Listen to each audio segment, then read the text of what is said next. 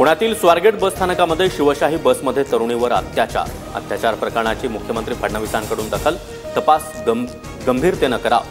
फडणवीसांच्या Pune police आयुक्तांना सूचना. उपमुख्यमंत्री एकनाथ शिंदेंचा पुणे पोलीस आयुक्तांना फोन, आरोपीला लवकर शोधा, प्रकरण फास्ट ट्रॅक कोर्टात चालवा. शिंदे यांचे निर्देश.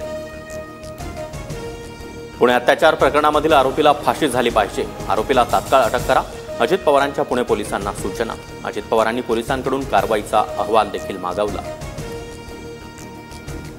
पुणे अत्याचार प्रकरणी केंद्रीय महिला आयोगाकडून सुमोटो दखल, तात्काळ कारवाई करा. महाराष्ट्र पोलीस महासंचालकांना महिला आयोगाचं पत्र.